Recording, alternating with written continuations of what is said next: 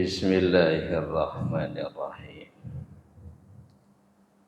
Assalamualaikum warahmatullahi wabarakatuh. Alhamdulillahi rabbil alamin. Wassalatu wassalamu ala asyrafil anbiya'i wal mursalin. Sayyidina wa maulana Muhammadin wa ala alihi wa ashabihi ajma'in, amma ba'du. Allahumma 'allimna ma jahilna wanfa'na bima 'allamtana wa zidna ilman nafi'an ya rabbal alamin. Ikhwani wa akhwati fillah, azanallahu wa iyyakum. Alhamdulillah, pada malam hari ini Allah Subhanahu wa taala masih memberikan kesempatan untuk bisa mengkaji ilmu agama. Mudah-mudahan Allah Subhanahu wa taala memberikan barokah ilmu yang bermanfaat. Kita lanjutkan pembahasan tentang al-mu'asyaratu lil khalqi.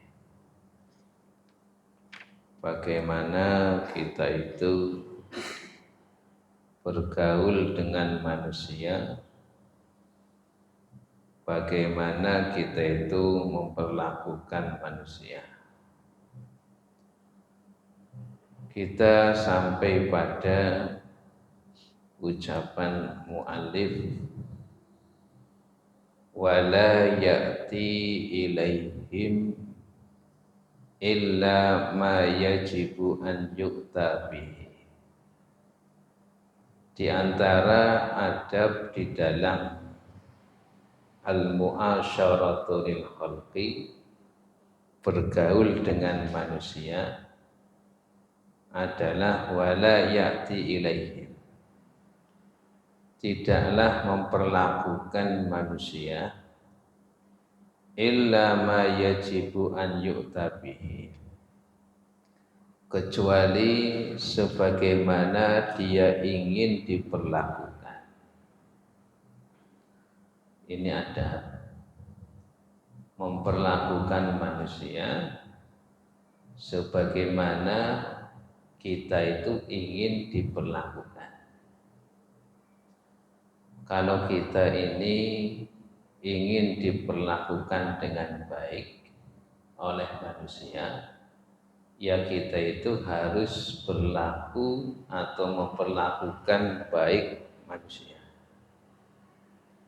Sebagaimana kita itu tidak ingin disakiti oleh orang, maka kita itu jangan menyakiti orang.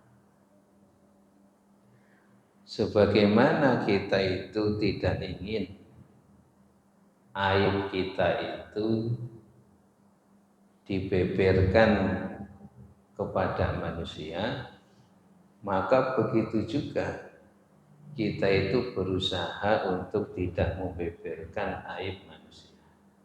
Nah, ini namanya memperlakukan manusia sebagaimana kita itu ingin diperlakukan.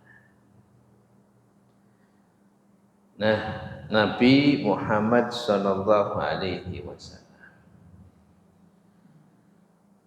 dalam sebuah hadis yang diriwayatkan oleh Imam Muslim, beliau itu mengatakan, man sarrahu an yuzahzaha 'anil nar wa yudkhalal jannata falta'tihi maniyatuhu wa huwa yashhadu an la ilaha illallah wa anna Muhammadar Rasulullah. wal yu'ti ilan nasi ma yajibu an yu'ta ilaihi. Hadis diriwayatkan oleh Imam Muslim. Nabi mengatakan man sarrahu, barang siapa yang ingin an yusahsaha aninna, dijauhkan dari api neraka, wa yudkhalal jannata, dan dimasukkan ke dalam surga. Apa kata Nabi? Fal ta'tihi maniyatu, maka hendaklah ketika dia itu datang kematian kepadanya atau ajal menjemputnya, maka dia itu meninggal atau wafat dalam keadaan mengucapkan asyhadu an la ilaha illallah wa asyhadu anna muhammadar rasulullah. Artinya itu meninggalnya dalam keadaan muslim. Jadi kata Nabi, barang siapa yang ingin dijauhkan dari api neraka dan dimasukkan ke dalam surganya Allah, maka hendaknya ketika dia mati itu dalam keadaan persaksian asyhadu an la ilaha illallah wa asyhadu anna muhammadar rasulullah, meninggal dalam keadaan bertauhid, meninggal dalam keadaan muslim. Begitu juga wal yu'ti ilan nasi ma yajibu an yu'ta ilaihi, yaitu memperlakukan manusia sebagaimana dia itu ingin diperlakukan. Maka meninggalnya itu dalam keadaan menunaikan hak Allah dan meninggalkan yang meninggal dalam keadaan menunaikan haknya makhluk. Nah, jadi ini ada di dalam kita itu bergaul kepada manusia, yaitu kita itu hendaknya memperlakukan manusia sebagaimana kita ingin diperlakukan. Kalau enggak ingin disakiti, ya jangan menyakiti orang. Kalau aib kita itu ingin tidak dibeberkan, ya jangan membeberkan aib orang. Nah, demikian. Qala Al-Hasan, berkata Al-Hasan, auhallahu ila Adam alaihi salamu arba'a kalimatin. Auhallahu, Allah subhanahu wa ta'ala mewahyukan ila Adam, kepada Nabi Adam alaihi salamu arba'a kalimatin, 4 kalimat. Nah, di dalam kitab Mukhtasar Minhajul Qasidin itu dinukil beberapa kalam atau ucapan dari nabi-nabi terdahulu, seperti ucapan Nabi Adam, nanti ada ucapan Nabi Musa, nanti ada ucapan Nabi Dawud, nanti ada ucapan Nabi Isa. Dan yang membawa riwayat-riwayat itu, nah, itu dinamakan riwayat-riwayat Israiliyat. Dan riwayat Israiliyat itu kalau memang itu sesuai dengan syariat Nabi Muhammad, maka itu bisa diamalkan. Nah, karena sudah sesuai dengan syariat Nabi Muhammad sallallahu alaihi wasallam. Nah, Allah berfirman kepada Nabi Adam alaihi salam. Wa qala, Allah berfirman, fihinna jima'ul amri laka wali waladika. Di dalam 4 kalimat itu ada kumpulan kebaikan laka bagimu wahai Adam, wali waladika dan bagi keturunan engkau. Wahidatun li, kalimat yang pertama itu untukku. Wa wahidatun laka, dan kalimat yang kedua ya satunya lagi laka untukmu. Wa wahidatun baini wa bainaka, dan satu kalimat antara aku dan engkau. Wa wahidatun bainaka wa bainal khalqi, dan satu kalimat itu antara engkau dengan manusia. Nah, jadi Allah memberikan firman wahyu kepada Nabi Adam 4. Satu itu kaitannya dengan haknya Allah. 2 kaitannya dengan haknya Nabi Adam. Dan satu lagi berkaitan dengan Allah dan Nabi Adam. Dan satu lagi antara Nabi Adam dengan manusia. Nah, fa'ammal latili, adapun kalimat yang untukku adalah fata'buduni la tusyriku bi syai'an. Ini ya wahyu yang pertama.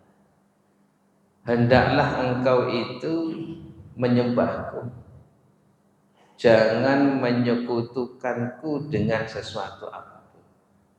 Ini haknya siapa? Allah. Nah, ini namanya hakullahi 'alal ibad.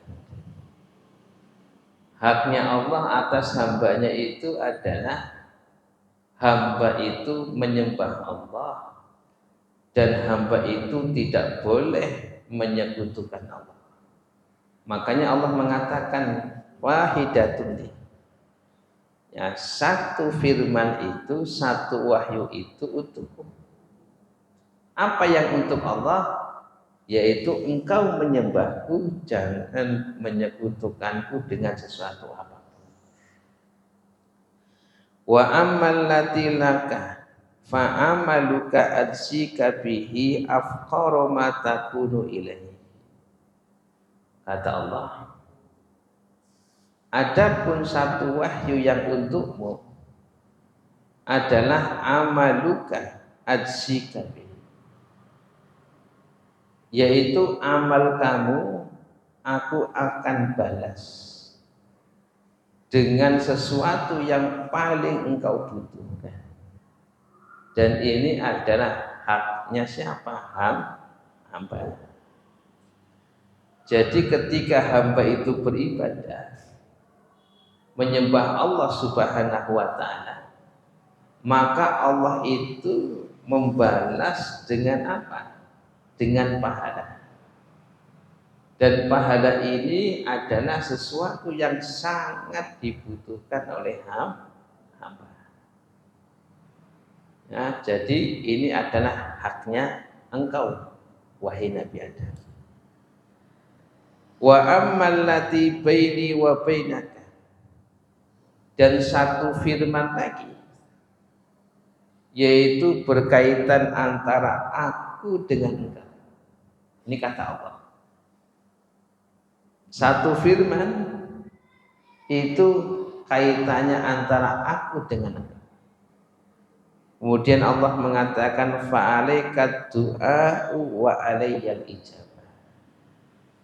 Kewajiban engkau adalah berdoa, dan kewajibanku adalah apa? Mengijabahi doa. Nah, ini antara hubungan hamba dengan Allah. Ketika hamba itu berdoa, maka hakikat doa itu adalah ibadah.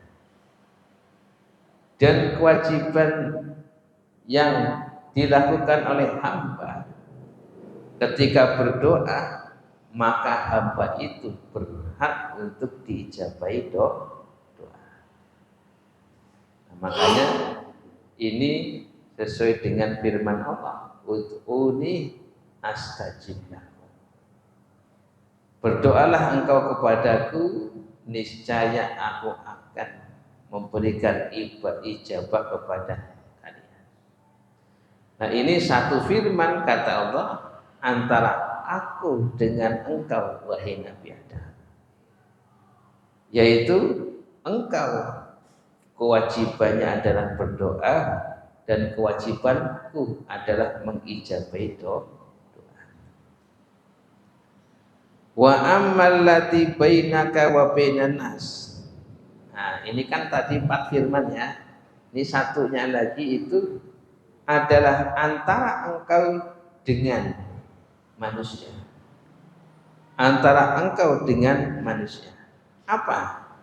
Fatashabuhum billadzi tuhibbu an yashabuka bihi.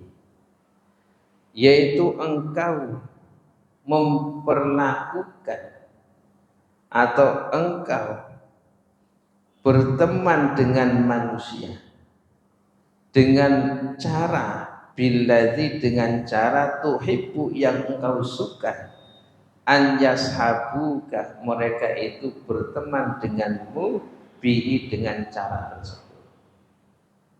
Artinya adalah engkau memperlakukan manusia sebagaimana engkau ingin diperlakukan.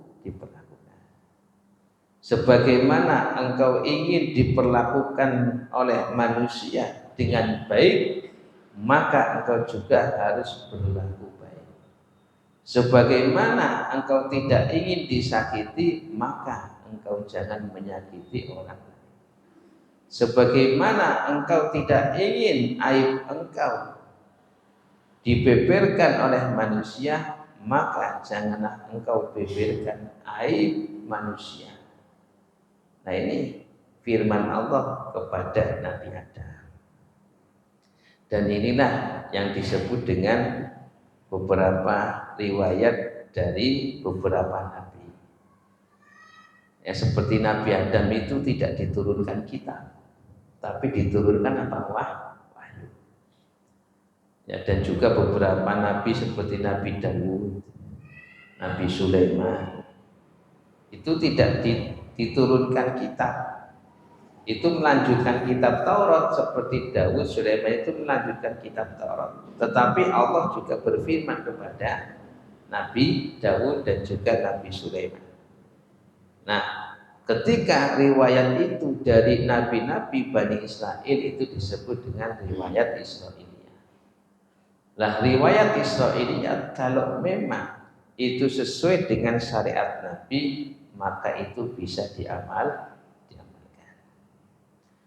Nah, taib, kita lanjutkan. Wa minha, di antara adab bergaul kepada manusia yang dikatakan oleh Ibnu Qudamah siyadatu tauqiri dzawil hay'ah, yaitu menambahkan, menghormati orang yang punya kedudukan. Artinya ketika memperlakukan si A dengan si B, itu ketika kedudukannya itu statusnya berbeda, maka itu memperlakukannya itu harus berbeda. Dan ini diperbolehkan oleh syariat. Nah, jadi suatu ketika ada riwayat dari Aisyah. Suatu ketika Aisyah ini singgah di sebuah rumah bersama dengan para sahabat. Ketika singgah di sebuah rumah bersama para sahabat, kemudian Aisyah radhiyallahu anha itu makan. Nah, ketika makan, kemudian lewatlah seorang miskin. Lewat seorang miskin. Dan dia itu musafir. Nah, ketika itu orang miskin itu minta makanan kepada Siti Aisyah. Kemudian Siti Aisyah itu apa? Memotong beberapa bagian roti kemudian diberikan kepada orang miskin. Kemudian berlalulah orang miskin itu. Kemudian ada lewat orang musafir. Yang musafir ini terlihat mempunyai kedudukan. Dari penampilannya itu adalah orang yang terhormat. Orang yang terhormat. Nah, kemudian Aisyah itu meminta kepada siapa? Kepada sahabat untuk memanggilkan orang tadi yang musafir untuk ikut makan bersama. Nah, kemudian ada sahabat bertanya,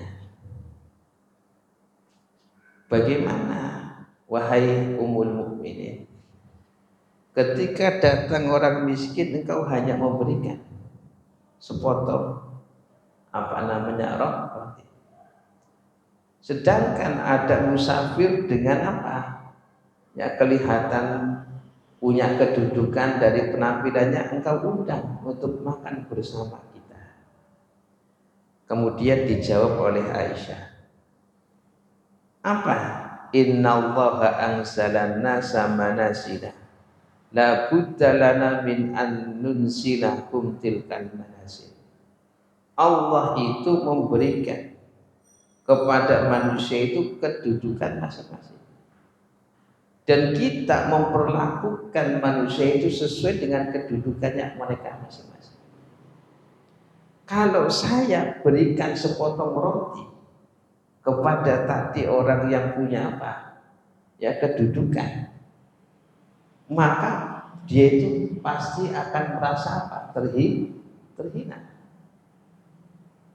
Sedangkan orang yang miskin tadi dia meminta, maka aku kasih dengan sepotong roti dan dia turi itu. Nah, maka inilah tidak mengapa. Ya, jadi ketika orang yang punya kedudukan, ya kemudian kita itu mengundang makan misalnya, menunya dibedakan dengan masyarakat.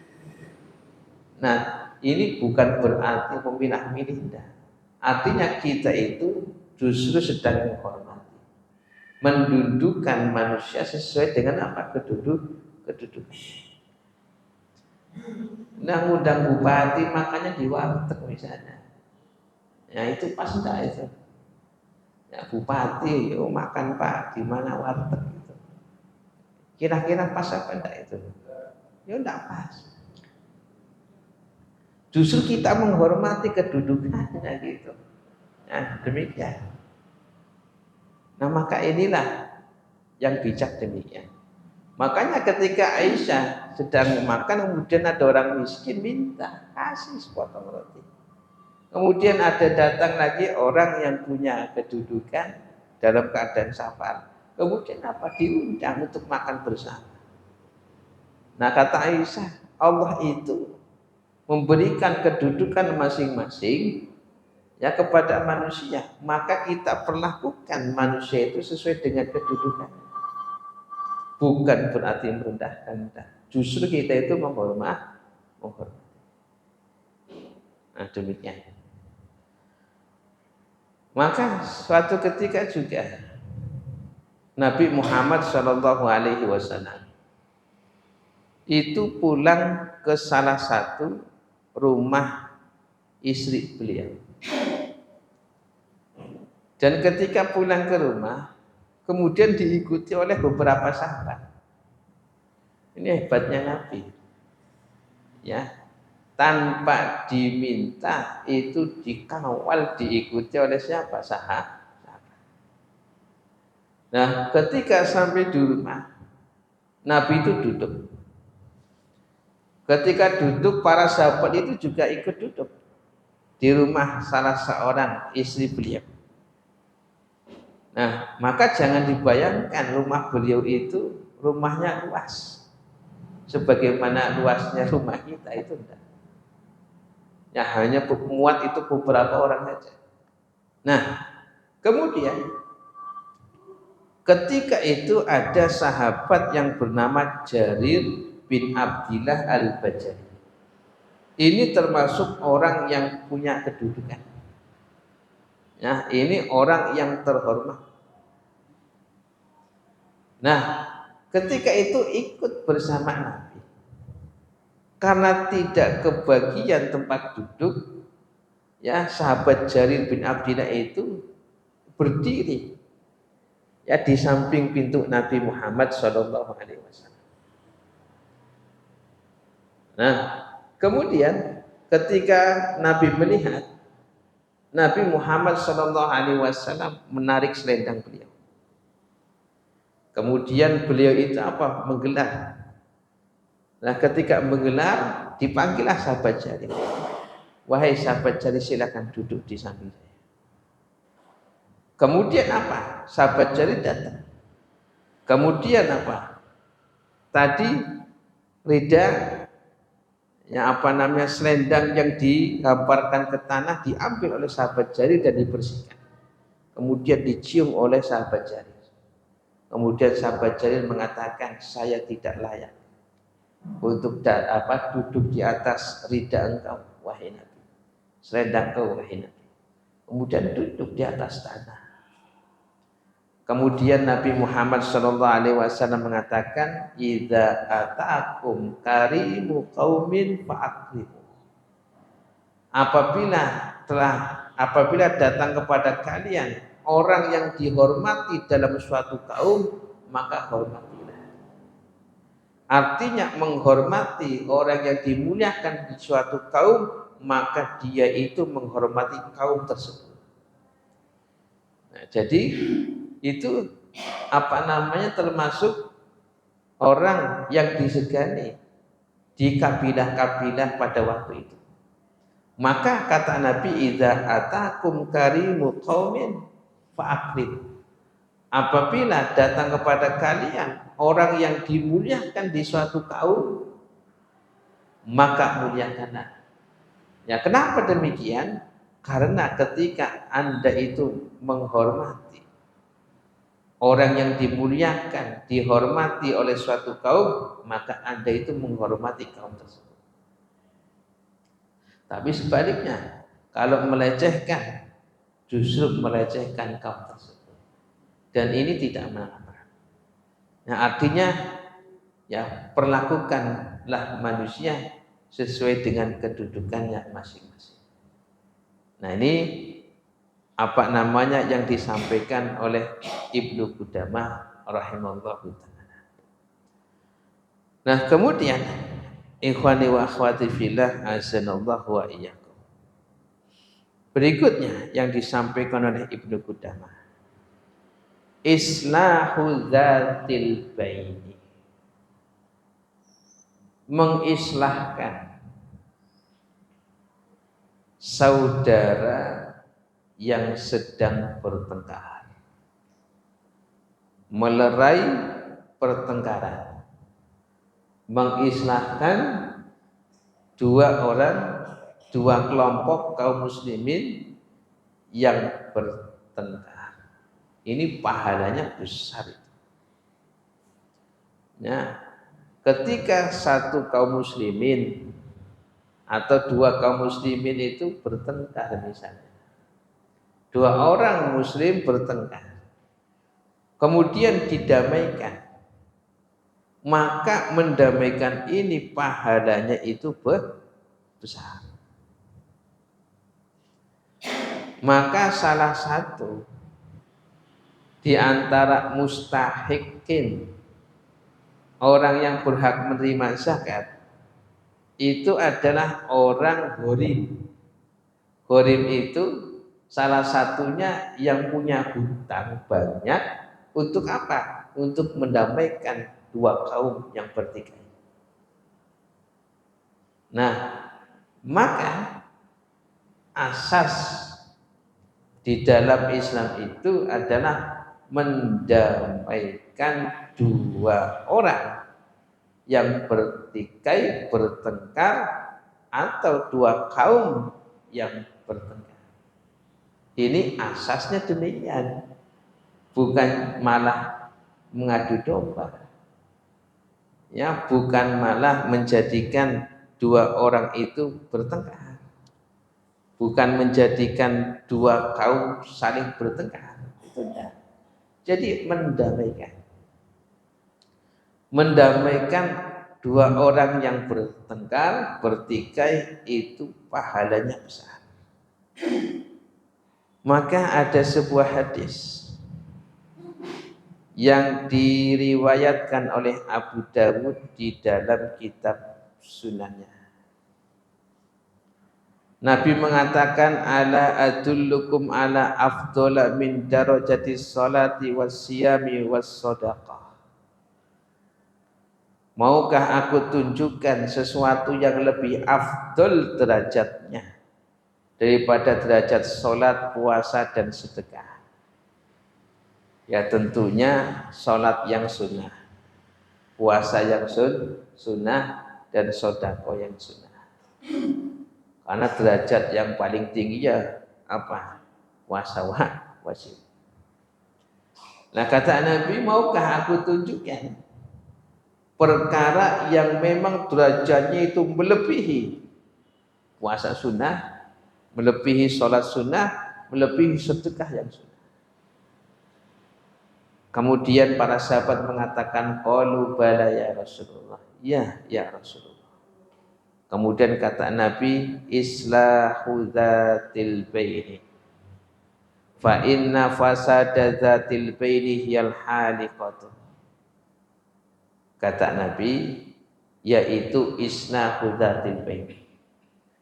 Mengislahkan pertikaian di antara dua orang atau dua kaum.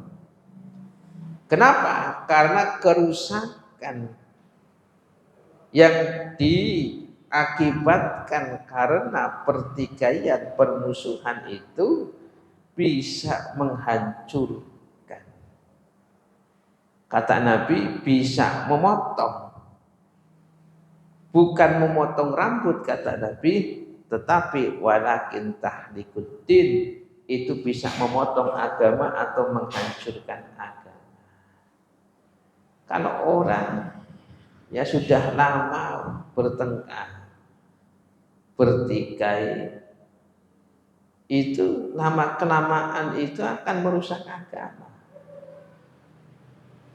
Apa diantaranya? Perintah untuk bersatu. Ya, apa namanya, Islam kan memerintahkan untuk bersatu. Nah, ketika orang bertikai demikian, ini akan merusak agama. Timbulnya hasad, timbulnya iri, timbulnya dendam, yang akan mengakibatkan apa? Terjadinya pembunuhan. Ini yang bahaya. Makanya kata Nabi, ini lebih afdol derajat daripada puasa sunnah, sholat sunnah, dan juga apa? Sedekah. Nah, bahkan kata Nabi Muhammad SAW di dalam sebuah riwayat yang dikeluarkan oleh Imam At-Tabrani, Nabi Muhammad SAW mengatakan, afdolus shadaqati islahu dzatil bain. Sebaik-baik sedekah itu adalah mendamaikan dua orang yang bertikai. Jadi ketika kita itu mengeluarkan uang untuk mendamaikan dua orang, itu adalah seafdol-afdolnya apa? Sedekah. Ya, misalnya ada dua orang bertikai, ya diajak misalnya, ya diajak ke warung makan, diajak kemana, didamaikan. Ya donge pimen donge, anak gitu, takoni, bin waleh. Nah, itu seafdol-afdolnya sedekah. Ya, jadi kalau ada dua orang bertengkar, udah didamaikan, dimediasi. Meskipun mediasi itu membutuhkan biaya, maka biaya yang dikeluarkan itu adalah seabdul-abdulnya sedekah. Kenapa demikian? Nah, inilah tingkatan amal itu kan ada yang namanya amal muktasir naf'uhu ila nafsihi atau ala nafsihi. Ada amal yang manfaatnya hanya untuk sendiri. Ada al-amalu al-amalu naf'uhu muaddi ila ghairi. Ada amal yang manfaatnya itu untuk semua orang atau yang lainnya. Maka mendamaikan dua orang yang berselisih itu dua-duanya dapat. Dia mendapatkan pahala dan juga manfaatnya juga untuk orang lain. Maka dikatakan adalah seafdol-afdolnya sedekah adalah sedekah yang digunakan untuk mendamaikan dua orang yang berselisih. Nah, jadi ini adalah afdolul darajat, seafdol-afdolnya darajat, ya, tingkat yang paling tinggi dibandingkan dengan sholat sunnah. Kalau sholat sunnah manfaatnya untuk sendiri. Sedekah, ya itu juga manfaatnya kurang meluas. Begitu juga misalnya sholat sunnah, puasa sunnah itu manfaatnya untuk sendiri. Nah, jadi demikian. Makanya di antara mustahik orang yang berhak mendapatkan zakat itu gharim. Di antara kriteria gharim, orang yang menanggung utang karena apa? Karena mendamaikan orang lain. Nah, ini di antara adab yang disampaikan oleh Ibnu Qudamah adalah isnahu dzatil bain. Mendamaikan dua orang yang berselisih atau dua kaum yang berselisih atau dua kelompok yang berselisih. Sampai-sampai ketika ada sedekah untuk mendamaikan tersebut itu dikatakan oleh Nabi seafdol-afdolnya sedekah. Ikhwani wa akhwati fillah azanallahu wa iyyakum. Selanjutnya wasatru auratil muslimin. Di antara adab yang disampaikan oleh Ibnu Qudamah di dalam kita itu bergaul dengan manusia, yaitu satru auratil muslimin, menutup aurat, menutup aib kaum muslimin, yang menutup aib kaum muslimin. Maka pada hakikatnya ketika kita itu menutup aib orang lain, hakikatnya itu menutup aib sendiri. Nah, ini yang dikatakan oleh para ulama demikian. Hakikatnya ketika kita itu menutup aib orang lain, itu menutup aib kita sendiri. Nah, kecuali ketika di dalam al-qadha itu di dalam persidangan, ya, atau di dalam pengadilan. Ini boleh menyampaikan, tetapi disampaikan itu untuk suatu maslahat, ya, suatu maslahat itu boleh. Nah, boleh maaf yang mengungkapkan aib seseorang itu di dalam persidangan untuk maslahat. Ya, untuk apa? Misalnya membongkar suatu kasus, itu tidak mengapa. Dan ini bukan bagian daripada apa? Membuka aib. Selain daripada itu tidak boleh. Ya, tidak boleh. Hatta misalnya orangnya sudah mati,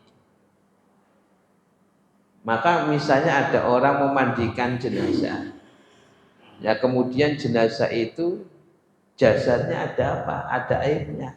Tidak boleh kita sebarkan. Ya, tidak boleh. Oh, mayit itu ternyata kayak gini, tidak boleh.